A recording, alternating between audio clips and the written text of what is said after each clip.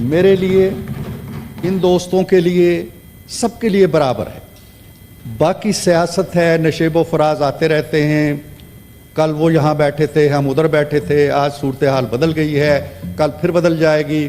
میں نے ایک دفعہ پڑھا تھا, مرحوم جس نشست پر بیٹھتے تھے اس کے سامنے انہوں نے ایک بڑا سا کتبہ لگایا ہوا تھا, اور اس کتبے پہ لکھا تھا کہ اگر بادشاہت دائمی ہوتی تو آج تو اس کرسی پہ کیسے بیٹھتا. مطلب یہ ہے کہ جو پہلے بیٹھتے تھے وہ گئے ہیں تو آیا ہے, اور تو بھی چلا جائے گا تو کوئی دوسرا آ جائے گا.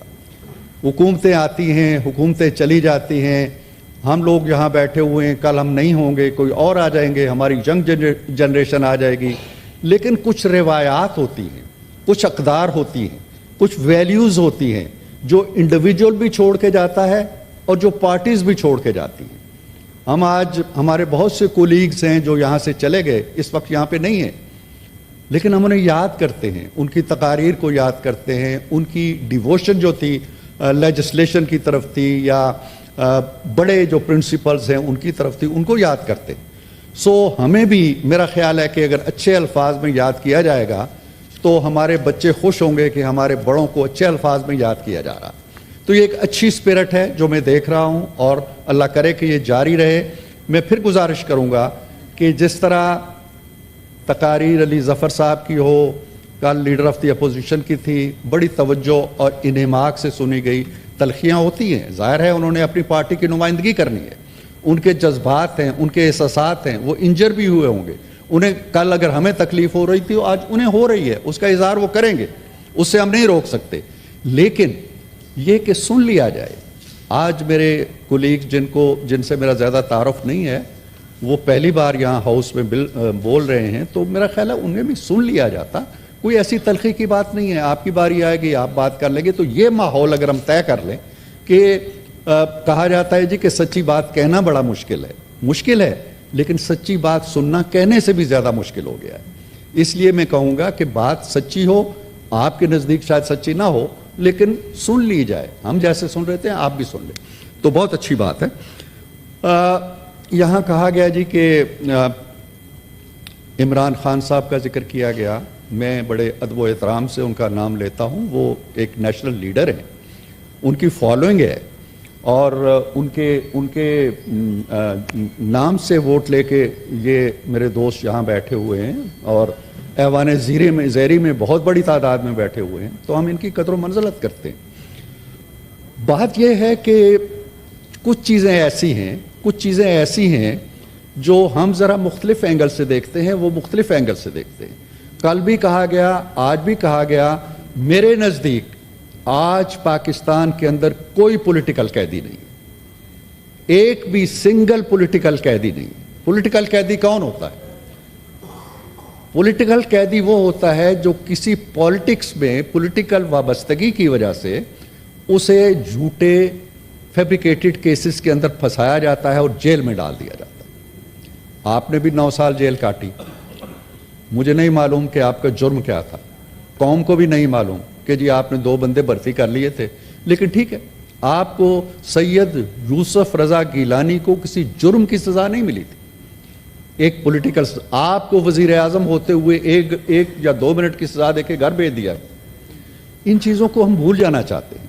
آج جتنے کیسز کا ابھی علی نے ذکر کیا, یہ ان میں سے کوئی کیس میرے کیس جیسا نہیں ہے, کرایہ داری کا کیس نہیں. ان میں سے کوئی کیس 20 kg ہیروئن کا کیس نہیں ہے جو ہم نے بنایا ہو. ان میں سے کوئی کیس ایسا نہیں ہے جو پی ایم ایل این نے یا پیپلز پارٹی نے بنایا ہو. یہ سارے کے سارے کیسز اپنی نوعیت رکھتے ہیں, وہ غلط ہوں گے. اور پھر سر ان میں کوئی کیس جناب چیئرمین ایسا نہیں ہے جو سپریم کورٹ سے چلے اور سپریم کورٹ میں ختم ہو جائے. ہماری تاریخ تو دیکھیں, ہمارے خلاف کیس چلتا ہے جی پاناما کا, شروع کہاں سے ہوتا ہے؟ ان کی پٹیشن جاتی ہے, جماعت اسلامی کی پٹیشن جاتی ہے, سپریم کورٹ کہتی ہے یہ فریولس ہے, باہر پھینک دیتی ہے. چند دنوں بعد وہ کھوسا صاحب کہتے ہیں ہمارے پاس آؤ, باہر کیا کر رہے ہو, وہ وہاں چلی جاتی ہے.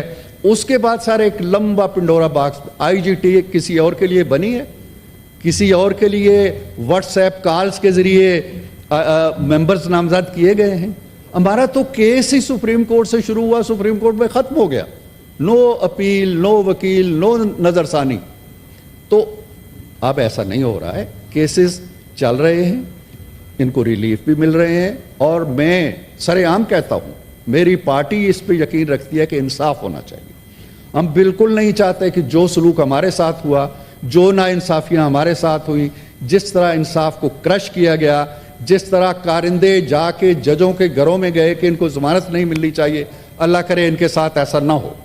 मैंने यहाँ पे खड़े होके जब हथकड़ी लगी हमारे दोस्त को, तो मैंने कहा कि ये गलत है। मैं आज भी शाह महमूद कुरैशी को जब हथकड़ी लगा के लाते हैं, मुझे दुख होता है।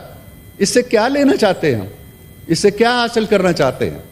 रिवायतें खत्म होनी चाहिए, झूठे केसेस खत्म होने चाहिए, इंसाफ होना चाहिए। अदालतें किस लिए हैं? आज 6 जजों ने ये कहा है कि जी हम पे बड़ा प्रेशर है, तो क्या माजी में इन 6 जजों पे या उनमें से किसी पे कोई प्रेशर नहीं था? तो मेरा ख्याल ये है कि तारीख को मस्ख नहीं होना चाहिए, हकायक सामने रहने चाहिए और ये सिलसिले बंद होने चाहिए। मैं ये नहीं कहता हूं कि कल हमारे साथ ज्यादती हुई तो उनके साथ ज्यादतियां जारी रहें। फिर बात होती है जी कि चले मुफाहमत होनी चाहिए। कैसे होगी मुफाहमत? मैं बार बार कहता हूं कि मैं एक हाथ बढ़ाता हूं अली की तरफ, अली अगर अपना हाथ बढ़ाएगा तो मैं हाथ मिलाऊंगा ना।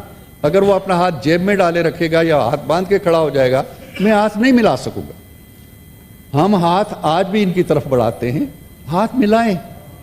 यहां हाउस के अंदर छोड़ दें सियासत को। मैंने कहा पाकिस्तान एक पार्टी है, पाकिस्तान के लिए आए, ये भी बैठे, हम भी बैठे। देखें कल आपकी सरबराही में एक मीटिंग हुई और बहुत अच्छी मीटिंग हुई।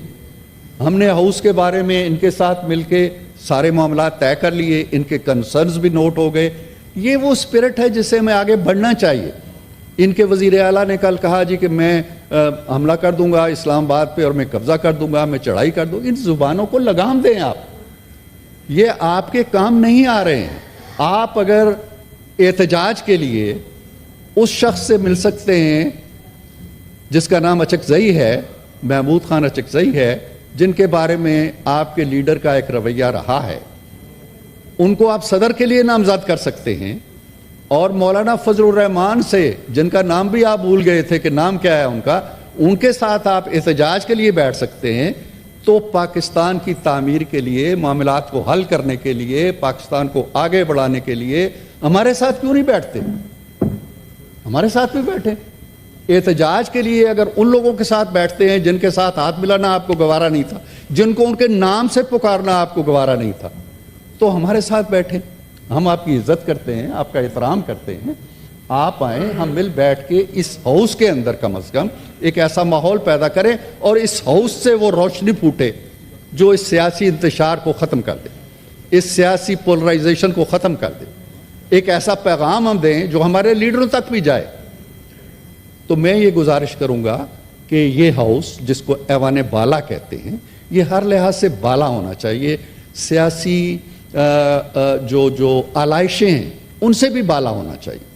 पाकिस्तानियत हमारा एक उसूल होना चाहिए, हम वफाक की अलामत हैं। मैं एक बार फिर अपनी जमात की तरफ से भी, हुकूमत की तरफ से भी, अपोजिशन के साथ जो उसूली मामलात हैं, पाकिस्तान की इकानमी है, पाकिस्तान की सियासत को लेके जाना है। कितने सितम की बात है कि हमारे साथ जो मुमालिक आज़ाद हुए वो कहाँ से कहाँ पहुँच गए। बांग्लादेश हमारे बदन का एक टुकड़ा है, वो 50-60 अरब रुपए की रिजर्व रखता है, हम 1-1 अरब के लिए भीख मांगते हैं। अफगानिस्तान की करेंसी हमसे आगे निकल गई है, हमें क्यों नहीं दुख होता इन चीज़ों का? हम एहतजाज कर रहे हैं जी, फॉर्म 47 क्या है, फॉर्म 45 क्या है, इन्हीं चीज़ों में उलझे हुए हैं और उलझे रहेंगे।